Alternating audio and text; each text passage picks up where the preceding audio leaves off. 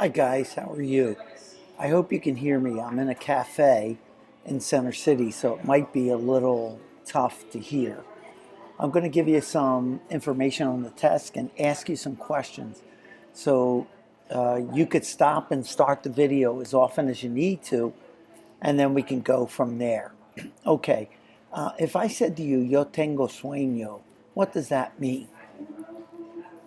Next question. What's the difference between sueño and the word that is lucky in Spanish? Again, you can stop anytime and try to figure this out. Next question. If I said to you, yo no tengo nada que comer, what would I be saying to you? Now listen again. Yo no tengo nada. You know what nada is. And then you know what comer is. So what would the person be saying if they said that? Yo no tengo nada que comer. All right. What is a nota mala? A nota mala. And what is the opposite of nota mala? All right, very good. What's the infinitive for aprende? The infinitive for aprende, A-P-R-E-N-D-E, and what does it mean? Aprende. Okay. With the word enfermo, would you use ser or estar? Ser or estar with enfermo. Okay.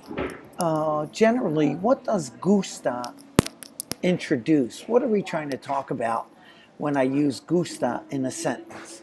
Gusta. Okay? Next one. If I say to you, yo tengo razón, what am I saying?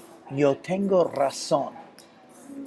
And then you might want to think to yourself, how do you say the opposite of that? It's very, very easy.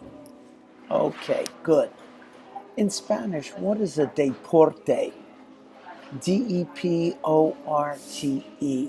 A deporte. All right, next.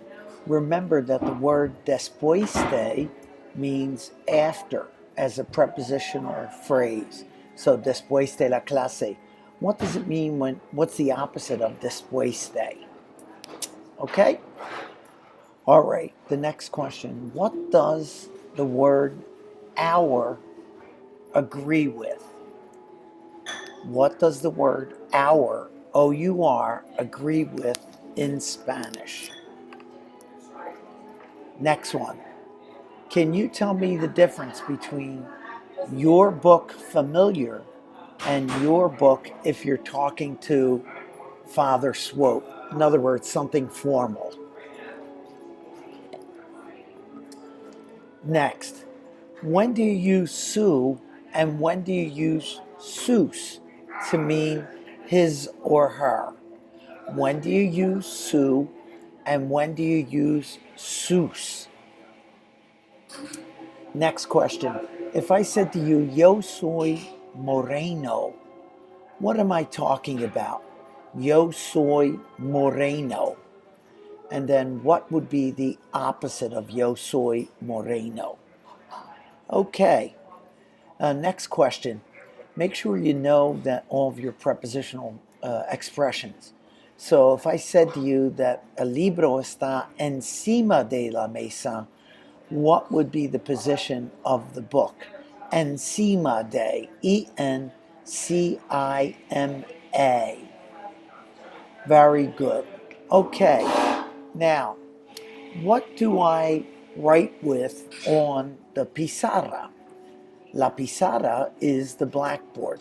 What is that thing that we use on the pizarra so that I can write? Very good. All right. In Spanish, how would you finish this sentence? Cuando yo tengo hambre, yo necesito blank. Next one. How would you finish this sentence? Cuando yo tengo sed, yo necesito blank. Next one. What is another word for beber in Spanish. This verb has two meanings actually. Okay? Next one.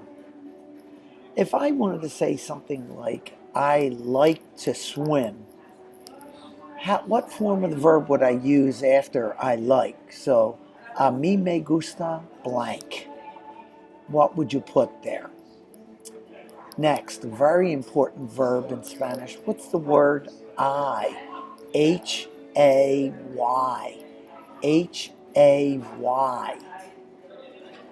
Very important impersonal verb. In other words, it doesn't have a yo form, it doesn't have a to form.